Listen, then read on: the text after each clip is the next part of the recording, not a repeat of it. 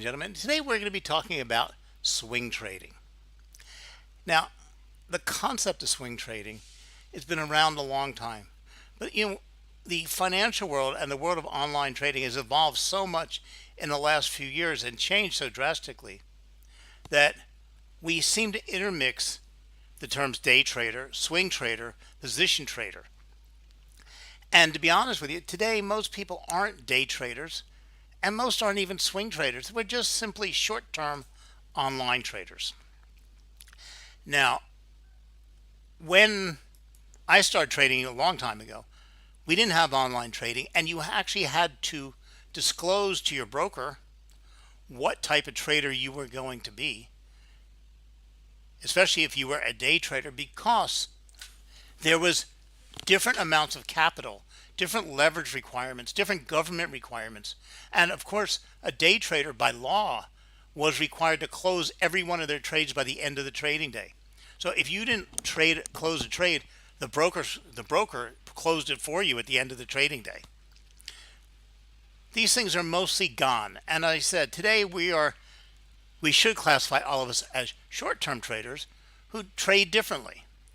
Now, Wikipedia describes swing trading as a speculative trading activity in any financial market whereby instruments such as currencies are bought and sold at or near the end of an up or a down price swing. So what is the difference between a day trader and a swing trader? Well, we could say it is the time. It's a matter of timing. But we get away from the term day traders and just talk short-term traders. Both day traders and swing traders would fall into that position. Swing trading is different from day trading because when swing trading traders trade, they leave their trades running for more than one day and to even months or more. So swing trading is a short to intermediate term trade, and generally swing traders look to mirror trends or look for minor trends, reversals, to enter trades in the direction of the main trend. But today we call these trend traders. Now, for example, in a main uptrend trend, swing traders will enter on the minor pullbacks in anticipation that price will continue back in an uptrend. Therefore, trend reversal retracements use things like Fibonacci levels, support and resistance, and to find specific levels in which to enter trades. Swing traders is typically a short to intermediate term trade following systems lasting anywhere from a day to 30. Traders who swing trade typically look for trend reversals and retracements for their entry and exit points. Now, there are reasons that make swing trading appeal to many traders.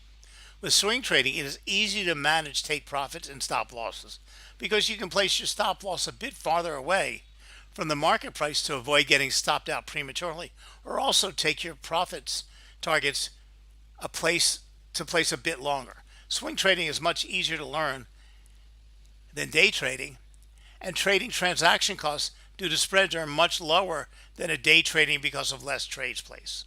And you have a lot more time to analyze trades and take those trades, and therefore swing trading can suit someone who has a day job. But if you look at all of these reasons and then reclassify them as just short-term traders, both day traders and swing traders get all the advantages. Swing trading does not take a lot of your time. You can place your trades and walk away instead of babysitting your trade like a day trading. And true, when you're day trading, you're sitting there looking for a couple points to jump up and down to make your quick profits and making many trades. Swing traders make fewer trades and wait for larger profits. But again, we classify all of you as short-term traders. It all fits together. Swing trading allows swing traders to ride out the trend for maximum profits extraction using the best trailing stop techniques. Okay. Again, short-term traders, the same thing, because a short-term trader now can keep their trades open as long as they wish, as opposed to a day trader.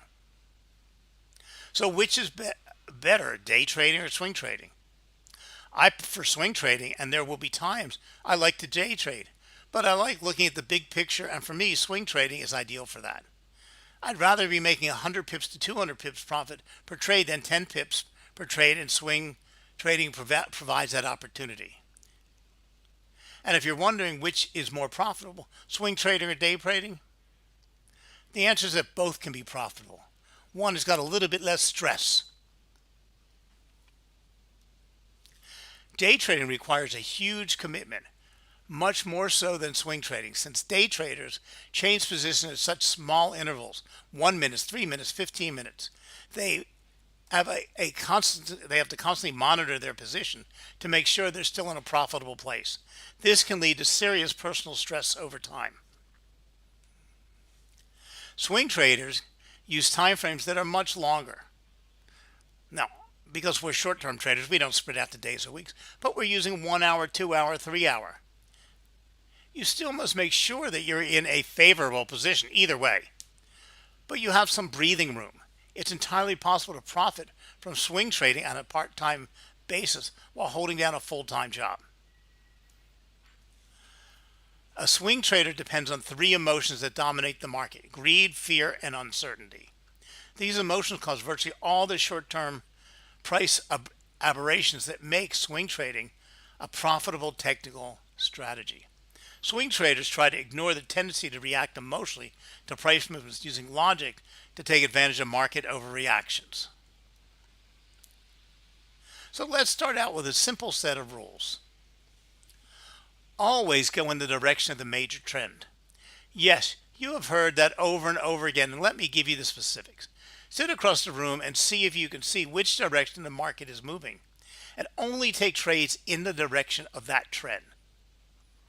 There are many other ways to determine if a market's trading one way or another. You could use a simple 50 period moving average or some other tool. Now, my personal belief is that markets can move 3 ways. They can move uptrends, downtrends, or sideways. The markets tend to stay sideways for a great deal of time. They can also be increasing in price, but not really in an uptrend. They can be in messy, sloppy movements, and this is the market. But when we can see an uptrend or downtrend, visually see it, no rules attached, visually see it, we know that we have a specific movement. When the markets begin to trend, something happens. And I'm going to give you 2 little puns or sayings here. I personally believe that the market is completely random. It's hundreds of millions of human beings making decisions all around the globe. But there are certain times that the markets show non-random behavior. This non-random behavior is known as trends. When the market is trending in one direction or the other, it's non-random, meaning we can then apply some rules, some technical indicators, and some trading strategy to take advantage of this non-random movement in this short time frame. So, we've all heard the old saying about locomotives, that when they start moving, it takes a long time. They slowly chug, chug, chug, chug, chug, chug, chug to gain that speed. Well, that's like the markets. They could chug, chug, chug, chug, chug. Now, they can stay along at that speed. They can be going through city traffic where they're stopping, every mile or two for a train crossing. They could be loading and uploading, coming. But once they get to the point where they're moving in open movement and they start chugging along, and those wheels start turning, it gets to the point where the train can't stop on a dime. It needs to slow down gradually. Now, it can slow down faster if there's an emergency, but it can't stop on a dime because it'll fall off the tracks. I've heard that some big freight locomotives that once they're traveling at speed take 6 miles to come to a stop. So do the markets. Prices, when they are actually trending, don't stop dead in their tracks. No, we don't care where it stops dead. We don't care when it starts chugging. We don't care when that steam starts coming out the top of the locomotive. We don't care when those wheels. We want to see that those wheels are turning and making that forward motion, that they've moved past building up steam and they're chugging along. And we want to get out of it before we hear those brakes start to squeal. Okay. And that type of short-term trading can be very successful and profitable. So don't trade against the main trend. Even when trades go against you, they tend to gravitate towards the main trend. So going in that direction from the start can save a bad trade from being a loser and will increase the odds of trades going your way. If you don't believe me, take a look at the stock market, at a stock that's heading down sharply, and wait till a positive day comes out. The stock will rally for a few days and act like it's moving up, and then will fall from grace again. And also, we don't want to, in short-term trading, trade dead markets. Swing traders and day traders make money when markets are volatile. Trading without volatility is like trying to drive a sports car in bumper-to-bumper traffic. It doesn't go anywhere. Good trading setups need good volatility. We also have speed indicators and momentum indicators. Therefore, you need to avoid trading during holiday seasons, before earnings announcements, during lunch sessions, and other times when the markets are dead. There is an exception to this rule. Some swing trading methods rely on short-term support and resistance levels. These setups occur specifically when markets are dead, and many traders make a career trading these setups. You wait till the markets are completely dead and wait till they develop a high-low pattern. Then you scalp or short-term trade for a few ticks back and forth. Because what it will do is it'll bounce between these two levels back and forth, back and forth, back and forth. But note this, no swing trading for beginners would be complete if we didn't warn you that many markets, such as illiquid stocks and the New York commodities, have terrible wide spreads and should be avoided like the plague. Many swing trading for beginners books recommend that traders only trade the long side till they are comfortable trading both sides of the market. Unfortunately, you'll never feel comfortable trading short sides till you start doing it. And I'm a king of short traders. I love short trading. Okay. I love to say it's peaked, it's coming down now.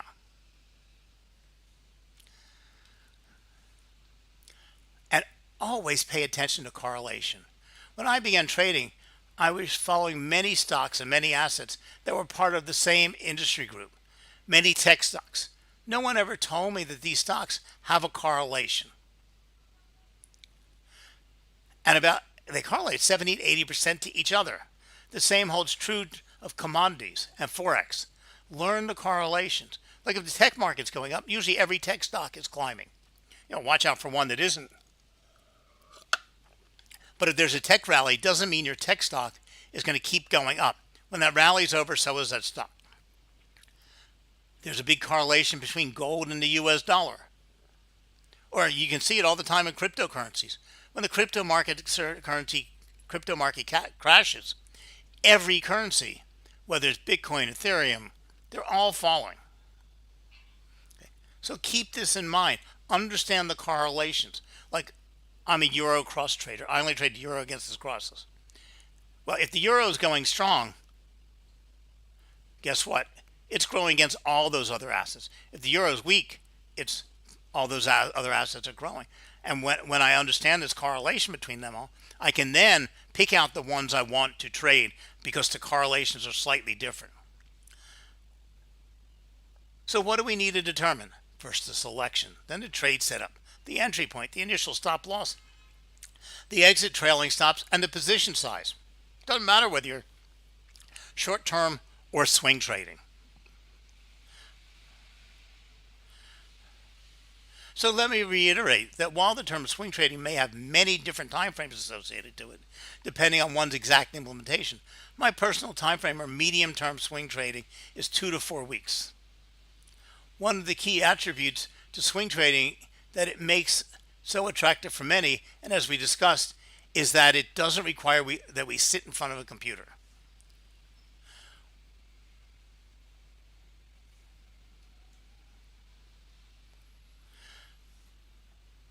And simply using a candlestick chart will be able to help us see exactly what's going on, where the money is, what's trading. We can see the higher highs, the higher lows. We can see the size of the body of the candle. We can see who's in control of the market. A little bit of technical analysis, and we can find trades that are offering high probability success.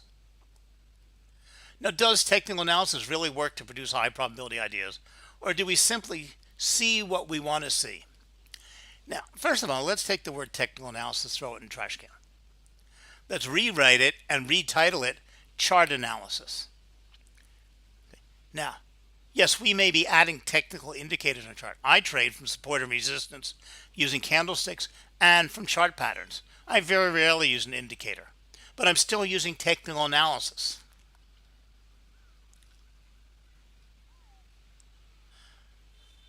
So technical analysis becomes a valid method when you have structure, when you have an organized method of interpreting what the big money players are doing and when to look for a trade potential.